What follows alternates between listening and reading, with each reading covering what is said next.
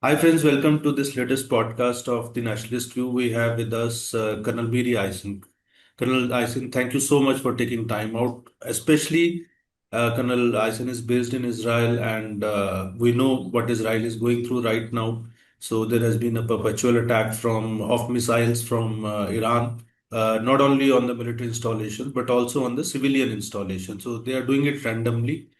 Fortunately, the damage has not been much because of the Israeli defense mechanisms, their Iron Dome, and the earlier preparations. But let's keep our fingers crossed. So I'll just give a brief introduction of Colonel Miri Eisin, and then we'll get on with the conversation. So Colonel Eisin is a retired colonel of the Israeli Defense Forces with a background in intelligence, security, and diplomacy. She's a frequent commentator on these issues in global media. She was also an international press secretary to Israeli Prime Minister Ehud Olmert. And she was also the Israeli government spokesperson during the Second Lebanon War in 2006. Colonel Eisen is also a senior fellow at the International Institute for Counter-Terrorism at Reichman University in Israel. Colonel Eisen, my first question is that from Israel's perspective, so there's a lot of talk about, the bombs and the missiles and the bunkers, but let's look at the strategic objectives. So, from Israel's perspective, what are the ultimate strategic objectives in this conflict with Iran, particularly regarding its nuclear program and regional proxies like Houthis, Hezbollah, and Hamas? And then later on, we'll also come to the question on the multi-front war which you are fighting, because the war against Hamas is still going on in Gaza. But let's look at the first question first. Yeah. What Israel achieved in both the opening strike on June 13th and then in the last 12, almost 13 days, is through air superiority. So when I say what was our target, to be able to achieve the target, we needed to achieve air superiority. That means that Israeli aircraft, different types, have had free access to Iran for the last 13 days. That's quite amazing. Through that air superiority, and that is a consistent target that you have to make sure that is constantly subdued, we attacked the following types of targets. Nuclear facilities, and then you had the US attack on 3, but there are many more facilities. We attacked and targeted the different people, commanders, what we call in military terms, command and control of 3 different elements of air and space, which means missiles and drones, and nuclear. All 3 of these command and control are all within the Iranian Revolutionary Guard, which means that we have targeted and continue to do so the entire time very effectively the air defense, the nuclear sites, but also the commanders that were the ones who give the descriptions, the ones who are doing the development, the one who are looking long term, and the ones who hit the trigger. And we take out, yes, they appointed new people, but having done so through that air superiority, Israel could do so again. The other targets that we attacked and continue to do so until today are mainly the missiles and drones that were incoming into Israel. And when you talk about the targets also, in that sense, looking at the proxies, not only the arsenals of weapons that the Islamic regime developed and manufactured for itself, we went after those arsenals, after those bases all over Iran. We also targeted the manufacturing facilities. Why is that so important? That's where you make them and then you export them, give them to your proxies. So Israel has achieved destroying not all, but in such a significant way, the manufacturing facilities so you can't supply the proxies.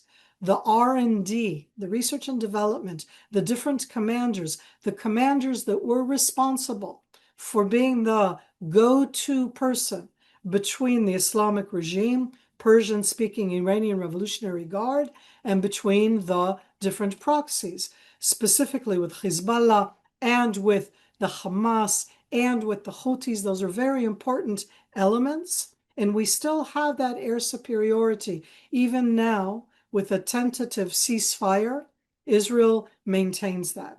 Last, not least, is the nuclear. The nuclear, Israel attacked, I cannot say destroyed, but certainly degraded lots of different sites. The United States, have they put it that they've destroyed 3 main sites? We always have to be a little tentative in the result, but what that means overall is that in the last 13 days, we have degraded or destroyed nuclear, missile, drone, command and control, and air defense.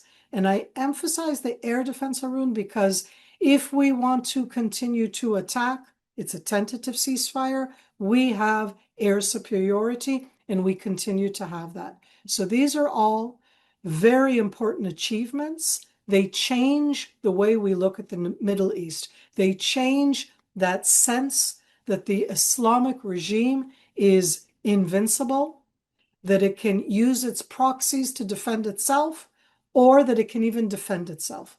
All of these have been broken. So how do you look at the escalation ladder, both in terms of the ongoing conflict with Iran? Do you see a possibility of this escalation ladder, on this escalation ladder, Iran coming down on this escalation ladder because its defense capabilities have been significantly degraded, as you rightly mentioned. And also the So escalation ladder as far as the proxies are concerned, because you still have an ongoing war in Gaza against Hamas. And then, of course, Houthis and Hezbollah, of course, you have degraded quite a lot. Hamas also, but there's still a war which is going on. So, how do you look at this, the escalation ladder? Because these escalation ladders are interconnected also. right now, the Islamic regime officially announced that they accept a ceasefire. Right now, the government of Israel, the government, not yet the prime minister himself, but it's the government, have officially said that we accept a ceasefire. So the possibility after these 13 days of there being a renewal of fire is always there. How can that happen? It can happen, A, if the Islamic regime says they can do something through their proxies. It isn't, there's a ceasefire between Israel and Iran. Now's the time for Hezbollah or the Houthis or the Shiites in Iraq, let alone Hamas, to open a front against Israel to show that they're still in the war. That equation has changed, I would say, and that's to continue the issue of the proxies, that equation of Iran fighting through the proxies and Iran being defended through the proxies was changed already last year at the end of 2024 when Israel so heavily degraded Hezbollah's capabilities. You and I spoke, we didn't know what that meant. Doesn't mean that Hezbollah is really different. Arun, I can say after 13 days of Israel having air superiority over Iran, of attacking every site that we targeted, that we wanted to in Iran, Hezbollah did absolutely nothing. There's a lot of words, they talk, but they did physically nothing, meaning we degraded them. And I don't think that they're holding their weapons for the worst case scenario. Why do I say that? Because for Hezbollah and for Iran, this is the worst case scenario. The nuclear sites have been attacked. The absolute exposure of Iran's incapability to defend itself, its incapability to have its proxies act when they wanted them to act, that shows how effective we've been. It's different with Hamas. Hamas is not an absolute Iranian proxy. They share their wish to eradicate Israel. They share the actions and a lot of the rhetoric calling for our annihilation. But Hamas inside the Gaza Strip, it's not an independent state. It's very isolated. So I think that right now is a big stage of what Israel will do. We still have a lot of fighting forces against Hamas on the Gaza Strip, and Hamas still hold. 50 hostages, of them hopefully 20 alive. And so it's a different stage on what they're going to do right now. Does this impact them? Absolutely. What will they do? It's hard to say. In wake of this ceasefire announcement, so I was just reading a few minutes ago, the Israeli Defense Forces. So they have issued a very cryptic remark that in an official statement, in which they have said that the danger persists, quote unquote, despite, the ceasefire with Iran. So how do you interpret this statement? I'm sitting right now in my house. I have not been sleeping in my house since the war, the campaign against Iran started. Why? Because what Iran could fire against us, and they did, is very devastating. We intercepted 90%, 10% got through, and the devastation is very strong. They have warheads of 1,000, 1,500, 3,000 kilograms, and they fire them. It isn't just the impact in what they hit, and they hit residential areas all over Israel. It's also the impact in the afterblast, which flattens areas. And that has happened in Israel. We're not taking chances right now. We just had this morning an attack, just this morning, very early, that in Israel, it's known it's that last attack right before the ceasefire because Iran wants to be able to say, see, we had capabilities to the end. We're the ones who define the definition of what's going to happen. That's the Islamic regime, or for that matter, Hamas. That's their rhetoric. That is not their action. They fire cowardly against civilian targets wherever they could, however they could. And I say that right now, it's very tricky. What if you have somebody in the Islamic regime who decides to do, just one more? You need to be very careful. It's a very, very fragile time. And in Israel, we have a lot of experience with that.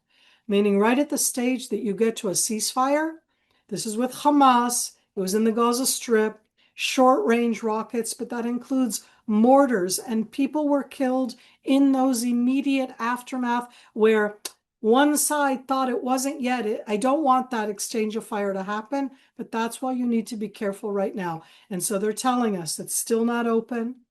We're still near safe rooms. If while I'm talking to you, there is an alert, I have to walk 4 minutes from my house. We get 5 to 7 minutes before the siren. That's the distance of the missiles from Iran to Israel. I'm smiling because I'm military and I understand that. But my understanding also told me that at nighttime, when there's an early alert at 3 a.m., to get up, to go downstairs, to walk to the shelter, that's a little tough. So I slept in a place where the shelter was very nearby. Uh, Colonel Eisen, uh, in our earlier conversation, if you remember that we had talked, when the ceasefire between Israel and Hamas. So when that happened, and after that, the ceasefire was broken. And I remember having this conversation with you, and a number of other experts also pointed out that Hamas actually took this time period of ceasefire, which the window which it got because of the ceasefire, kind of to re-prepare itself, to prepare itself again for the next round of basically conflict. So the trust factor is there. Now with Iran also, because in this 12 to 13 days war, so the way Israel and US, they pummeled basically the Israeli Defense Forces, and there was a growing discontent and a lot of rumblings within Iran also, and the possibility of a regime change from within was also becoming it was becoming a distinct possibility. I won't say that it was going to happen immediately, but it was becoming. So, don't you think that this ceasefire, how do you assess, this trust factor not being there with, the Islamic forces? There's a pattern of Islamic forces, It has happened in India also. Like when we hosted Pervez Musharraf, then something happened, then Kargil happened, and then we have seen now, after a democratic government came there. So overall, there's a pattern of the Islamic forces that when They are down and out. They go for ceasefire. They take this opportunity to re-prepare themselves and relaunch. Because I also remember you said a very fundamental thing which you had pointed out, that it's a war not against, I would say, even a state or a military or this thing in context of Hamas, which is true for Iran also. It is a war against ideology. So you are never going to, finish off. It's going to happen again and again. So how do you look at this, the, scenario uh, in context of things which I mentioned? The main point, as you're putting that through for me, is that we haven't changed anybody's ideology. But what we've done is we've targeted and attacked very severe threats that have existed for 20, for 30, for 40 years, where they have talked and threatened. And it's a different world after Israel exposed how unequipped they are to actually fulfill those threats. And I say that because my heart goes out to the 30 people killed in Israel over the last 13 days by Iran. My heart goes out to the thousands in that sense in Israel, the first initially on October 7th and afterwards, both up north, but especially down south in Israel. But let's separate. I can't change the ideology, but I can expose both their lack of capability and their lies. Because if the Islamic regime cannot resupply its proxies, we've changed the world.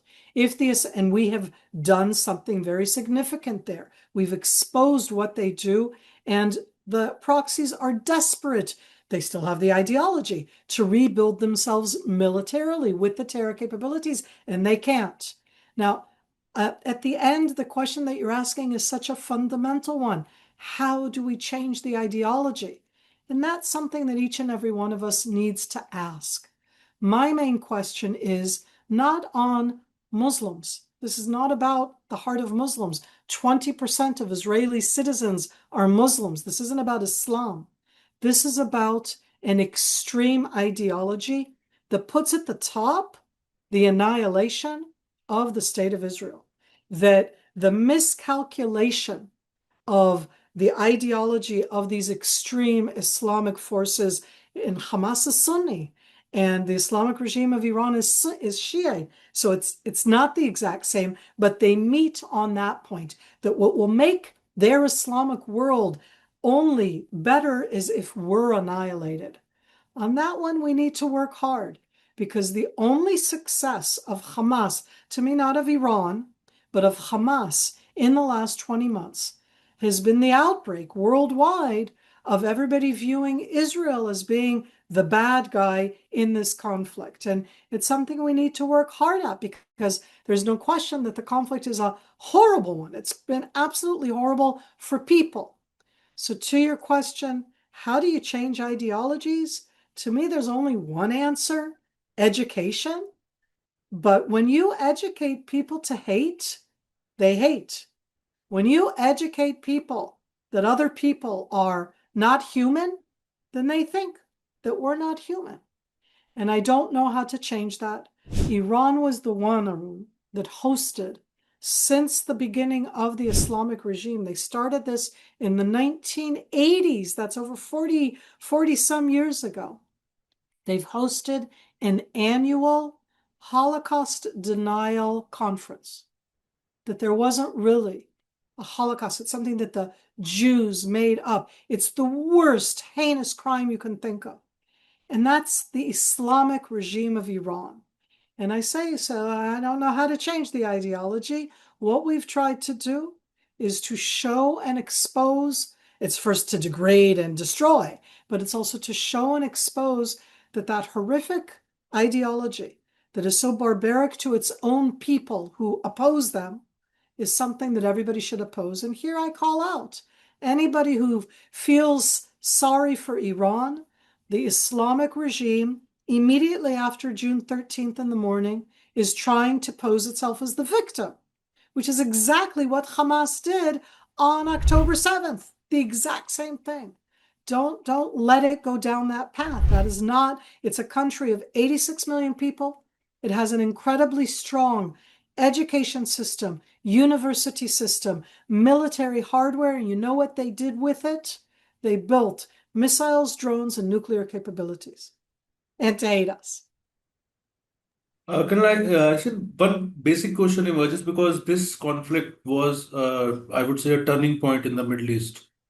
Do you see a realignment of, forces in Middle East in the long run because of this conflict, and especially, now uh, but because Turkey, which is a contender of which competes with Iran, or which is a rival of Iran.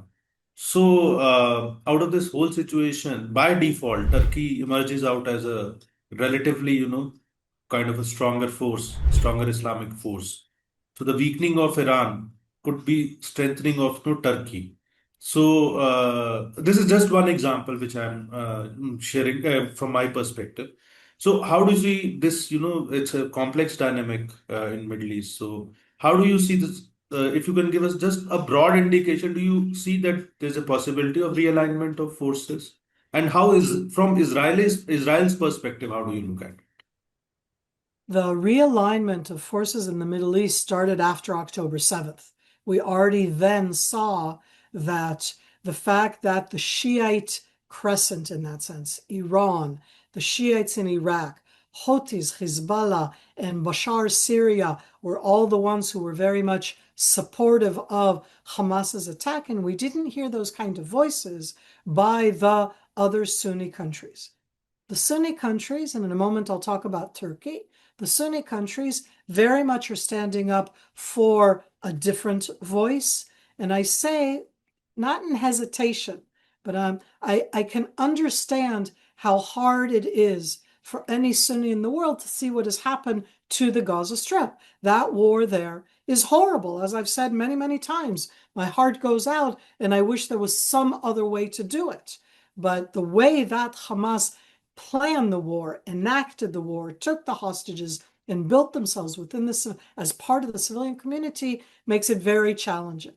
So now we're at a stage where it's not just Hezbollah that has been so degraded, Syria that has completely changed over the last 7 months since Bashar al-Assad was ousted. Now it's also the exposure that Islamic regime, that head ideology, the one that was saying we're the ones leading what? And here I get to that new realignment. Because Turkey has a loud voice, and there's no question that Iran and Turkey are the two big populated powers in the Middle East. But let's remind everybody, Turkey is Turkish, not Arabic.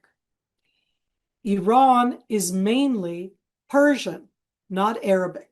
So when we talk about that new realignment, it isn't that suddenly Turkey is going to lead the Middle East. The Arabic-speaking countries of the Middle East do not want Turkey to lead them, just like they did not want the Shiite revolution of Iran and Persian to lead them. So they are equally not the ones that are necessarily going to do so. So I hear Erdogan's very strong voice. He certainly wants to come out as a voice protective of Sunnis, protective of the Palestinians, protective for that matter of what he's going to call Jerusalem, Al-Quds, or Al-Aqsa. I hear all of that. But that doesn't mean that all of those who were just in Istanbul over the last few days at a meeting of Muslim countries are all following that voice, meaning they don't all have the same ideas.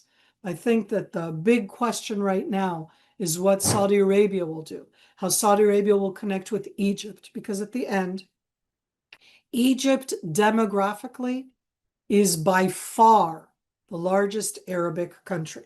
And it's larger than Iran or Turkey. Iran is around 86 million. Turkey is over 90 million. Egypt is 110 million. Arabic speaking, mainly Sunni Muslims with a Christian smaller minority, Arabic speaking Egyptian. And so the question is both with Egypt, but Egypt is not an economic power. Egypt is a very poor country. So the new realignment, I'm looking at the new voices.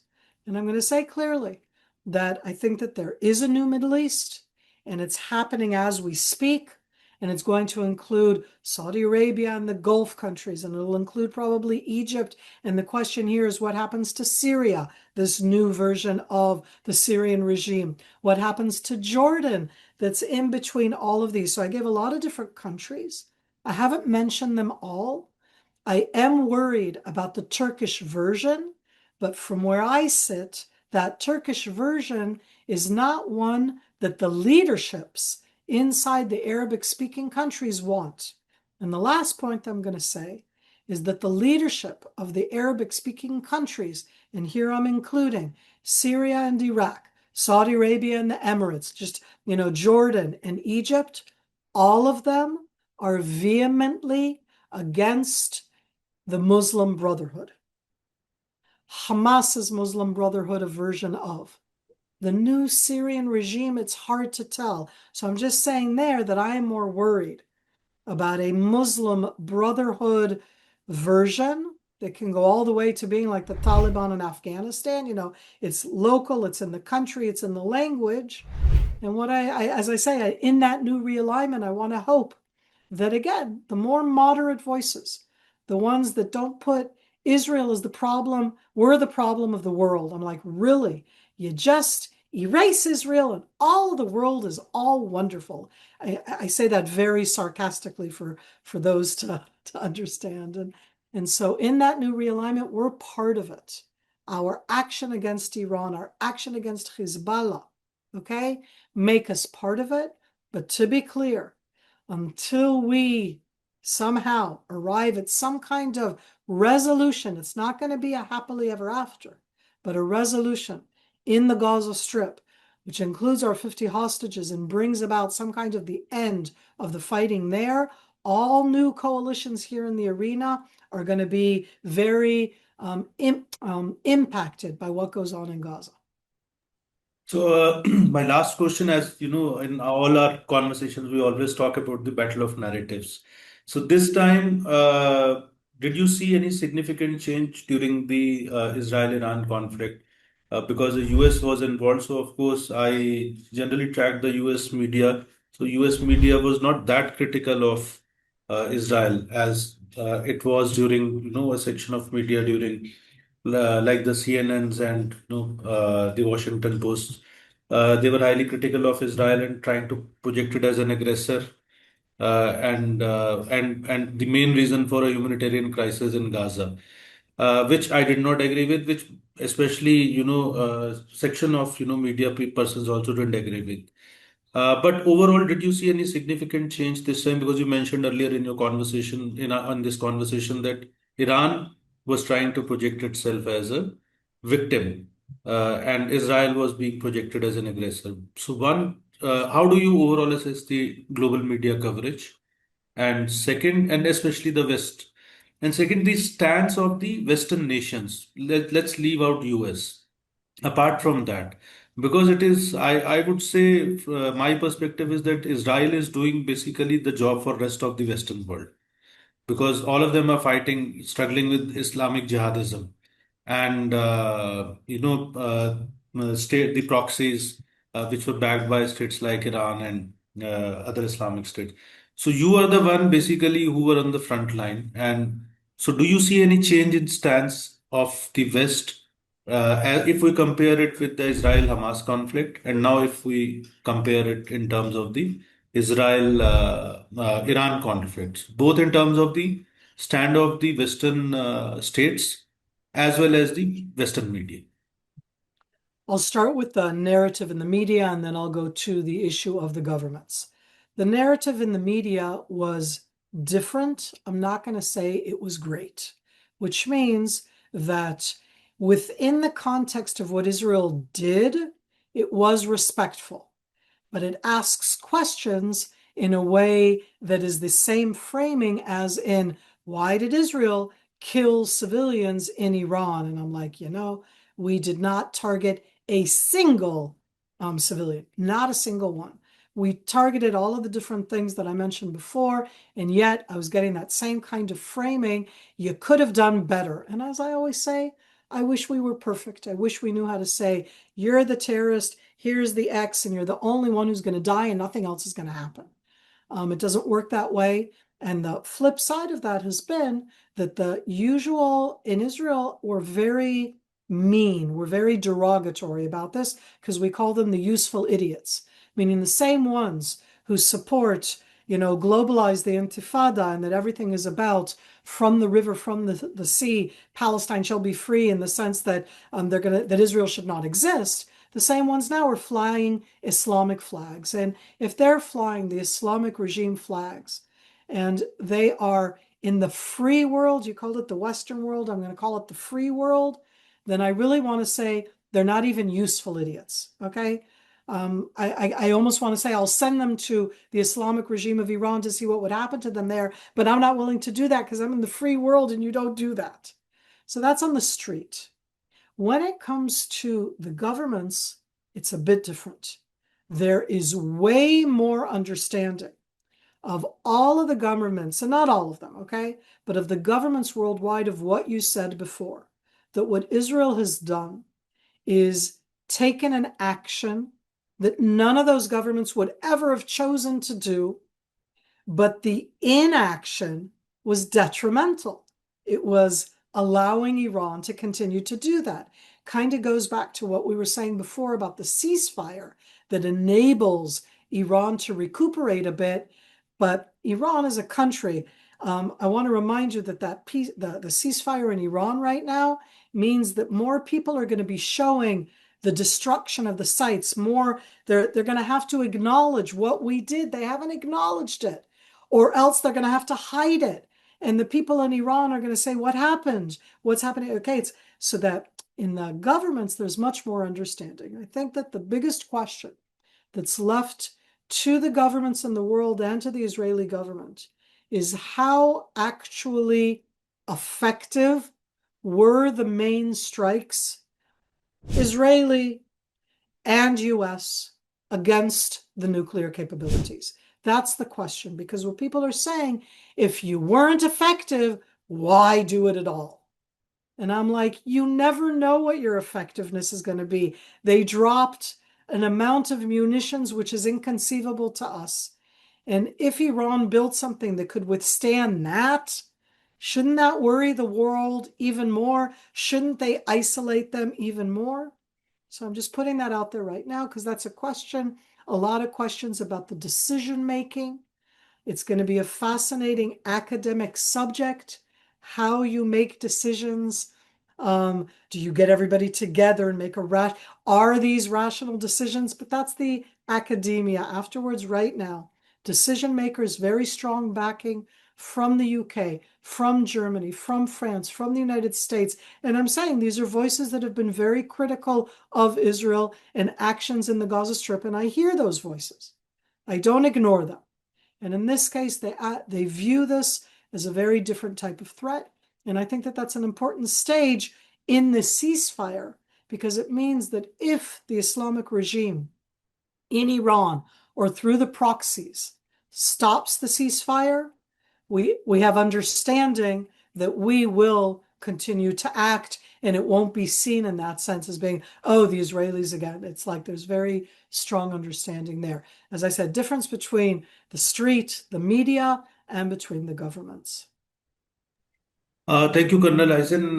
Thank you so much. And our best wishes are with you and Israel.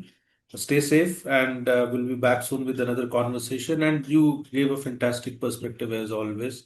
And Thank you so much for inviting me. no, thank you, and we'll continue to have these perspectives from Colonel Eisen. So if you've liked the video, please share it and like it and subscribe to the channel. And if you have any questions for Colonel Eisen, you can post it in the YouTube comment box. We'll share with it these questions with her, and we'll try to get some answers also in our next podcast. So thank you so much, Colonel Eisen. Thank you so much. Thank you so much, Arun.